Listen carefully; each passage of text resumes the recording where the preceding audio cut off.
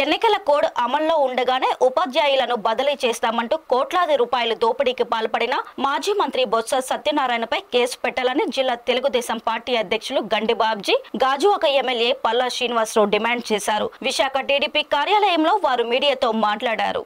మాజీ మంత్రి బొత్స సత్యనారాయణ పెద్ద దోపిడీదారుడు అని, అతని గత చరిత్ర అంతా అక్రమాలేనని విమర్శించారు. టీచర్లను బదిలీ చేస్తామని 3 నుంచి 6 లక్షల చొప్పున వసూలు చేసి అక్రమంగా 50 నుంచి 100 కోట్లు కొట్టేశారని మండిపడ్డారు. టీచర్లు ఇప్పటికే చాలా మంది ఫిర్యాదు చేశారని, ఈ కుంభకోణంలో దోషులను వదిలిపెట్టేదే లేదని హెచ్చరించారు. టీచర్ల తరపున తాము కూడా పోలీసులకు ఫిర్యాదు చేస్తామని, తప్పనిసరిగా బొత్స టీంపై చర్యలు తీసుకుంటామని స్పష్టం చేశారు. సమావేశంలో టీడీపీ జిల్లా ప్రధాన కార్యదర్శి పొలమరశెట్టి శ్రీనివాసరావు పాల్గొన్నారు. వారు సీనియర్ మంత్రివర్యులుగా ఉన్నారు కనుక వారు కూడా ఈ ఆరోపణల మీద సమాధానం చెప్పాల్సినటువంటి అవసరం ఉందని కూడా మేము తెలియజేస్తున్నాం. అలాగే వారు సమాధానం చెప్పాలని కూడా మేము డిమాండ్ చేస్తున్నాం.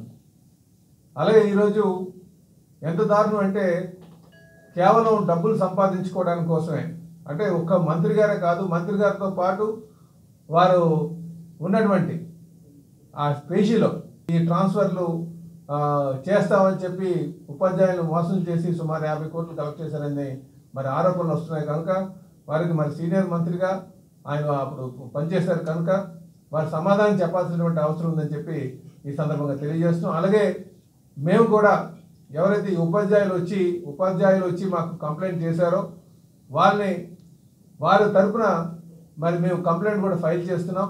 అంటే జగన్మోహన్ రెడ్డి గారు అధికారంకి వచ్చిన దగ్గర నుంచి ఒక్క విద్యాశాఖ కాదు, అనేక శాఖల్లో ఇలాంటి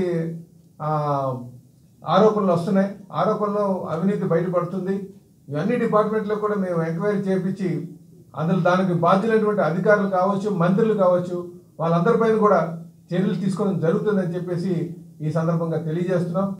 ఎవరైతే ఈ దొంగలందరూ డబ్బులు వసూలు చేశారో బొత్స సత్యనారాయణ అండ్ టీం, వాళ్ళందరి మీద కూడా కేసులు పెట్టి మేమందరం కూడా చర్యలు తీసుకుంటాం.